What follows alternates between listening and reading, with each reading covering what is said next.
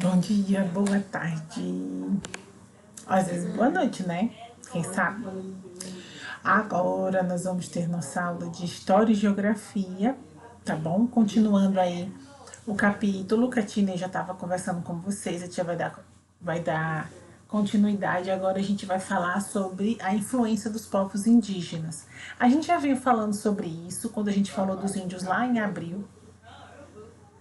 A gente só vai reforçar porque a gente já conversou bastante sobre isso, né? Concordam comigo? Vamos lá? Vamos ler. Vamos entender para a gente poder responder as atividades, tá certo? Vamos aqui comigo, então. Vamos aqui.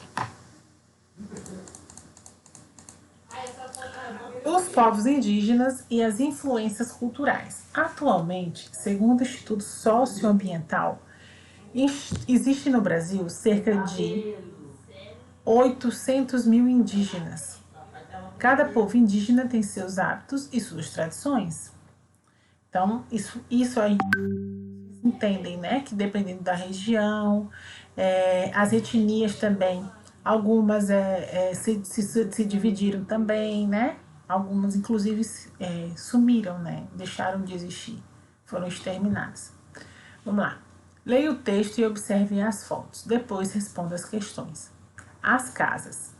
Entre os grupos indígenas, há muitas formas de conceber e construir as casas, pois cada grupo tem um jeito diferente de pensar e de se relacionar com o ambiente onde vive. A casa é sempre parte da cultura de um povo.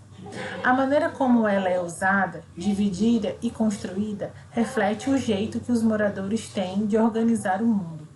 Além disso, as construções variam muito de acordo com o modo de vida, o clima, o tipo do ambiente e os materiais de que os grupos dispõem para a construção.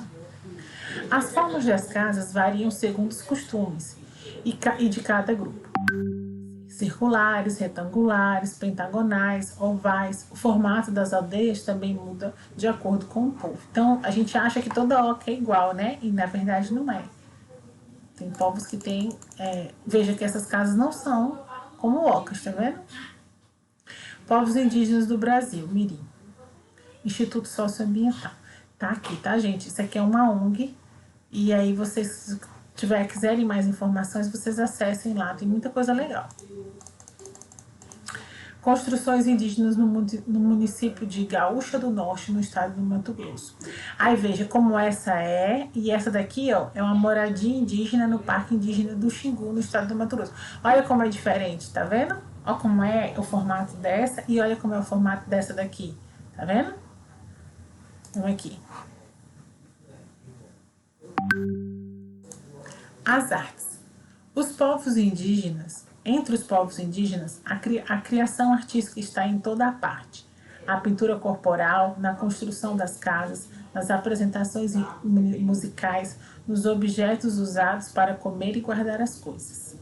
Então, veja, também está presente a cultura deles através das artes, né, pessoal? Olha como é que é os utensílios domésticos, todos eles têm às vezes, eu vejo muito artefatos antigos que são achados e que eles têm como saber qual era a etnia que usava pelos desenhos que eram utilizados nos utensílios, né? É como se fosse nós agora. As civilizações futuras, daqui a séculos, vão saber de qual civilização nós éramos, de qual época nós éramos e de qual região do mundo nós éramos pelas roupas que a gente veste, pela forma como a gente vive.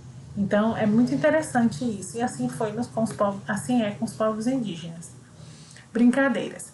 Os índios possuem muitos jogos e brincadeiras. Alguns são bastante conhecidos por vários povos indígenas e outros também são comuns entre os não índios. Como a peteca, por exemplo. A gente conhece a peteca, né? Olha como é que eles fazem a peteca, ó. Já outros são curiosos e originais. Existem brincadeiras que só as crianças jogam, outros que os adultos jogam juntos e assim ensinam as melhores técnicas para quem quer virar um craque. Olha, peteca feita de palha de milho, olha que legal, por integrantes do povo Guarani Mibai, no município de São Paulo, no estado de São Paulo. Agora vamos responder as perguntas, pessoal? Bem facinha, bem tranquila essa atividade hoje. Que elementos interferem na forma como os diferentes povos constroem suas casas? Vamos voltar lá no texto que fala das casas? Vamos aqui, ó. Vamos voltar aqui no texto.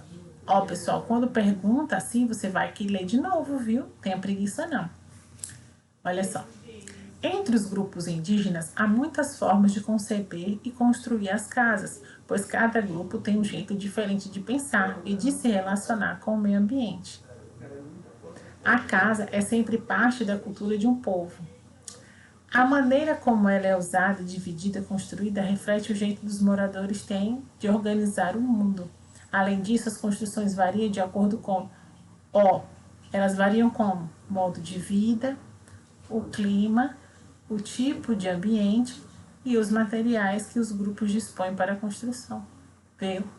Então, o que faz? Além de conceber o estilo de vida deles, ela também vai variar de acordo com o que eles têm à disposição, o estilo de vida, né, no caso, como eles gostam de viver, e o clima, né? Essas muito altas geralmente são construídas assim para poder ventilar, né?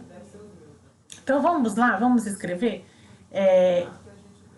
Então variam de acordo com o quê? Ó. Ai, gente, eu toda vez boto com cursivo. Modo de vida. Então, se a aldeia é circular, né? É porque eles compactuam, não, eles dividem tudo. Às vezes essas aldeias circulares tem uma oca que é para se alimentar, outra oca que eles estão trabalhando, entendeu? Outra que ficam as crianças. Tem aldeia que é assim, já tem aldeia que não é assim, que é dividida em famílias, né? Então vai depender do modo de vida. O que mais, pessoal? O clima. E aí, como eu falei para vocês, tem umas que são altas, fazendo uma casa mesmo, justamente para que o vento corra, que é um lugar muito quente, né? Tem outras que já são em lugar. São Paulo geralmente é bem frio, aí já é diferente. O tipo de ambiente.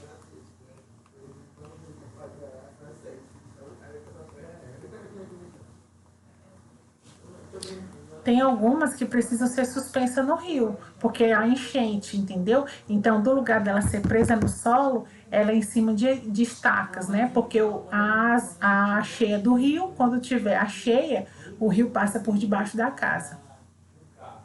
Também tem desse tipo na Amazônia. Peraí. E, o que mais? Os materiais.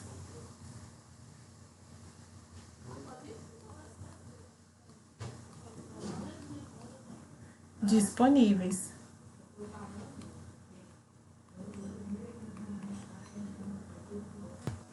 Legal, né, gente?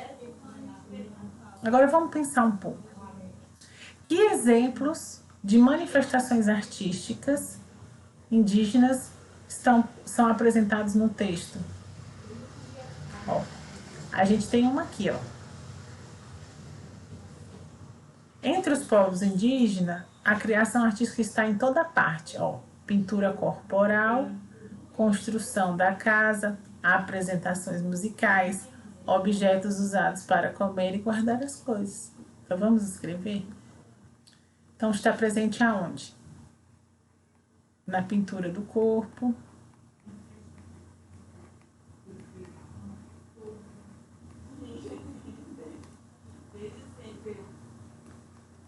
nas casas.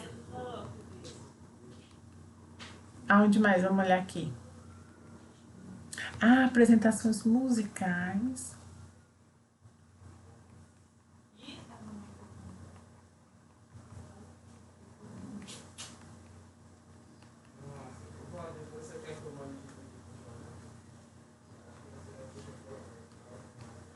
E outras, né? Assim como as crianças indígenas, você costuma jogar e brincar com os adultos que moram com você? Se sim, diga as brincadeiras que vocês brincavam. Pronto, meus filhos já são grandes, mas quando eles eram pequenos, nós brincávamos de correr. Geralmente a gente brincava muito de correr ou então de queimada. Era a brincadeira que eu brincava com eles, assim, que eu mais brincava com eles. Pessoal, agora a gente vai lá para a página 36, tá certo? A gente vai pular a página 34 e 35, porque ela é uma pesquisa e a tia não vai mandar vocês fazerem agora, tá certo? Então, vamos lá para a página 36. Olha só, vamos agora, a gente acabou de falar dos povos indígenas. Agora nós vamos falar dos povos africanos, tá certo? Nós vamos falar dos povos africanos. Entre 1549 e 1888, diferentes povos foram trazidos da África para as terras que formariam o Brasil. Cada povo tinha hábitos e culturas específicas. Atualmente no Brasil existem várias comunidades quilombolas, formadas por descendentes de africanos que ocupam há muito tempo a mesma terra. As influências culturais dos diferentes povos africanos na cultura brasileira atual são muitas, como nas técnicas de extração de minérios e construção de moradias. Conheça outras delas. Veja, pessoal, que os quilombolas, vocês devem ter ouvido falar que no Rio Grande do Norte tem. São terras que são pertencentes a esses povos há muito tempo. Muito tempo. Entendeu? Então não há nem que se discutir. Eu sei que às vezes a gente acha, porque o governo deu para eles, mas na verdade as terras sempre foram deles, certo? Eles ocupam as terras desde a época em que eles conseguiram escapar da escravidão, entendeu? Então eles escapavam, às vezes fugiam, ou mesmo conseguiam a liberdade e iam para esses lugares. Então eram grandes comunidades, entendeu? Deles. Então são terras pertencentes a eles, e muitas dessas terras eles preservam a cultura original, sem influências. Então vamos lá. Mas a cultura que eles trouxeram influenciaram na nossa, e a gente nem presta atenção. Vamos ver? Além da extração do minério, além das moradias, vamos pensar em mais. Diversos ingredientes e alimentos que fazem parte da nossa cultura são influência de hábitos alimentares de diferentes povos africanos, como o acarajé e o vatapá. Não é muito comum aqui no Rio Grande do Norte, mas vocês devem ter ouvido falar, né? No acarajé, que é essa massa de feijão, e no vatapá. Linguagem. Muitas palavras usadas na língua portuguesa falada no Brasil têm origem de diferentes línguas africanas. Então, por exemplo, o cafuné, que é coçar a cabeça, o quitute, que é uma comida refinada, um petiscozinho, cochilo, que é um sono leve e breve, ginga, que é um movimento do corpo, quando a gente tem ginga. Eu sei que ginga aqui também tem outro nome, né, que é o peixinho com tapioca, mas aqui também ginga também é um movimento do corpo. Xará, que é uma pessoa que tem o mesmo nome. Então, veja, são palavras que a gente usa no dia a dia e nem se liga que é de origem africana. Assim, peraí. Outra influência muito forte, gente, é a musicalidade. Diferentes ritmos musicais e danças comuns hoje no Brasil, como o samba, o maracatu, o lundu, a conga, são resultados. E vocês conhecem a conga daí, né? Da Vila tem. São resultado da presença africana no país. Instrumentos musicais como o atabaque, a cuíca, o berimbau, bastante usados no Brasil, são de origem africana. A capoeira, né, é de origem africana. As influências dos povos africanos nas tradições culturais do povo brasileiro são muitas. Veja se você conhece o jogo de matacuzana, jogo de origem africana muito popular em Moçambique. País africano onde o português também é a língua oficial.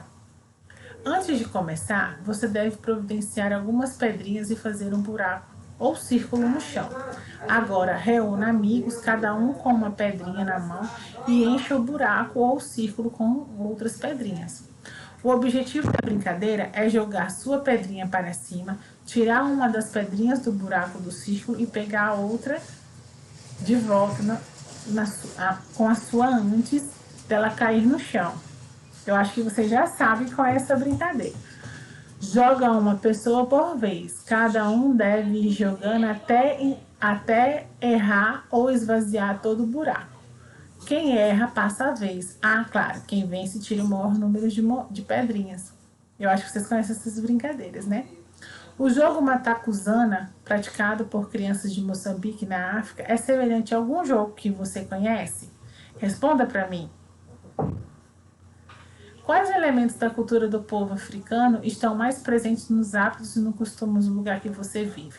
Disso que eu falei para vocês, do que a gente leu, responda aí para mim.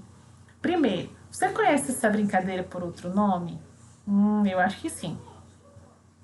Outra coisa, qual outra coisa que você sabe que é de origem africana e que está presente na sua vida, tá certo?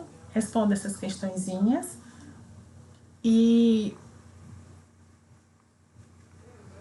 Peraí, deixa eu voltar aqui, gente. Responda essas questãozinhas aí e manda pra mim, tá certo? Pra mim, pra tia Inês.